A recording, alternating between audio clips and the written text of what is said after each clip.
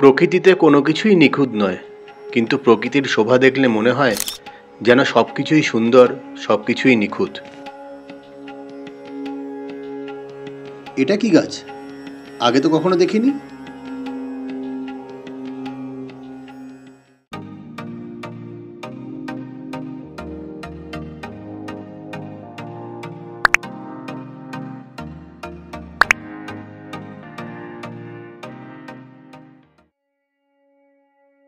এ যেন সেই সাত ভাই চম্পার গল্পের মতো, একটি পারুল বনের সাতটি ভাই।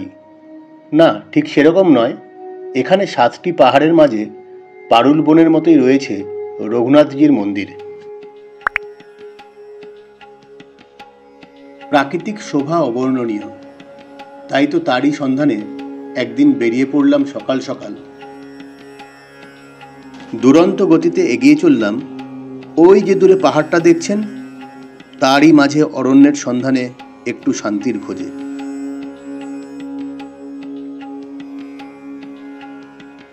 যাত্রার শুরুটা হয়েছিল সাউথ ইন্ডিয়ান ব্রেকফাস্ট দিয়ে।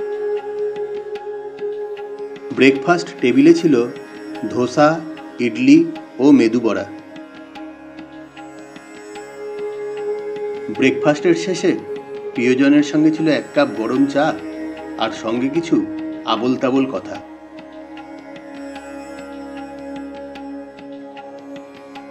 আর সময় নষ্ট নয়, তাই আবার বেরিয়ে পড়লাম। যেতে হবে অনেকটা পথ।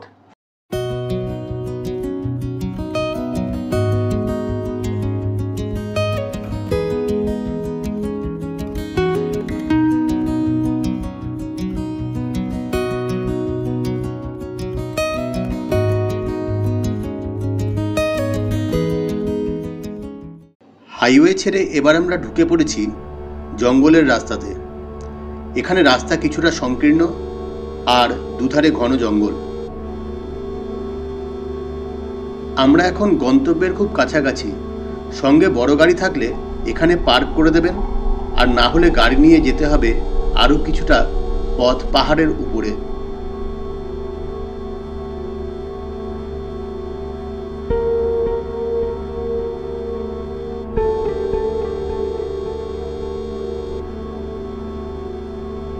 ফাইনালি আমরা পৌঁছে গেলাম সপ্তশয্যা।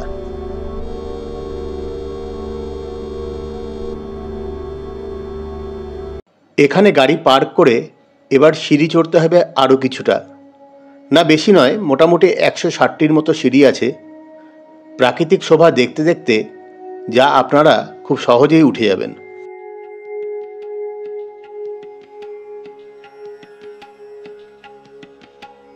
কিছুটা পথ একা একা, আবার কিছুটা পথ কারোর হাত ধরে সঙ্গী হয়ে। অনেককেই দেখলাম পাহাড়ি সিঁড়ি উঠতে একটু কষ্ট বোধ করছে, আবার বাচ্চাদের মধ্যে এনার্জিও দেখতে পেলাম।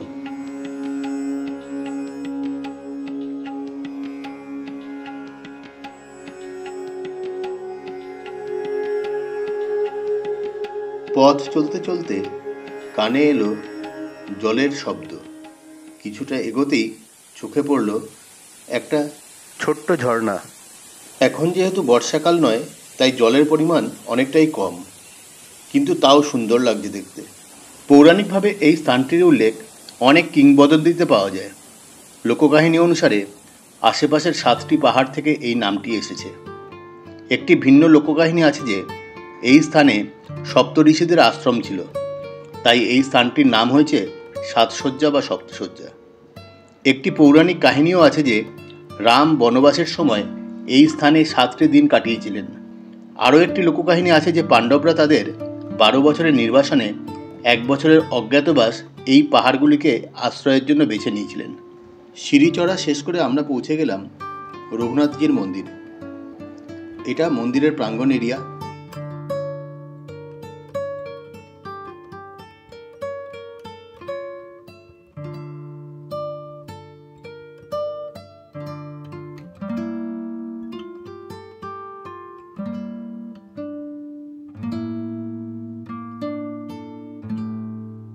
রামচন্দ্রের এই মন্দির তৈরি করেছিলেন ঢেঙ্কানালের তৎকালীন রানী রত্নপ্রভা দেবী।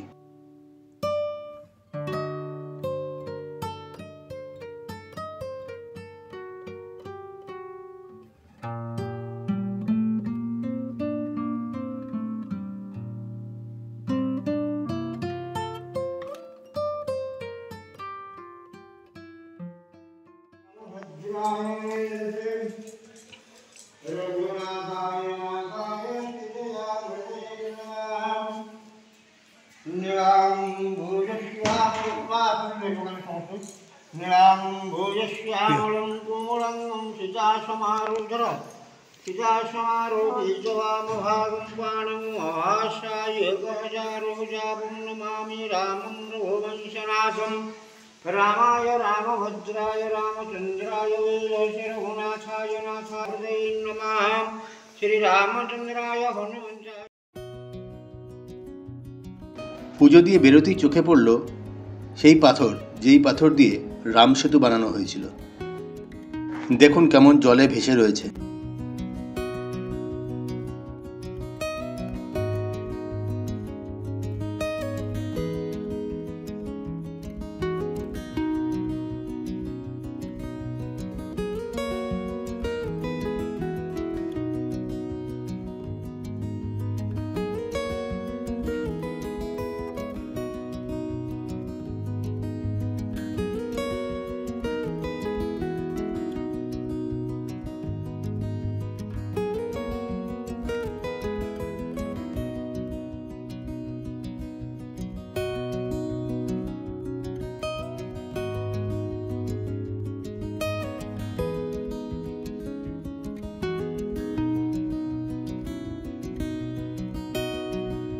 মন্দিরে পুজো দিয়ে বেরোতেই চোখে পড়ল অদ্ভুত একটা গাছ। আমিও কখনো আগে দেখিনি এই গাছ। যদি আপনারা কেউ নাম জেনে থাকেন তাহলে নিশ্চয়ই কমেন্টে জানাবেন।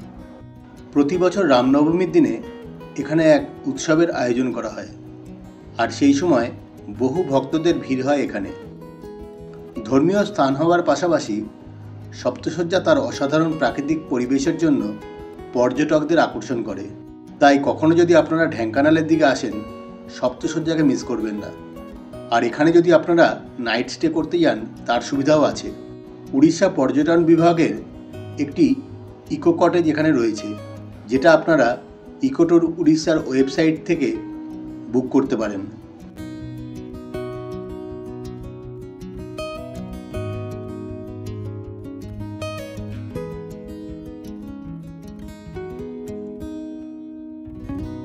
ঢেঙ্কানাল শহরে সপ্তশয্যা ছাড়াও আরও অনেক ঘোরার জায়গা আছে।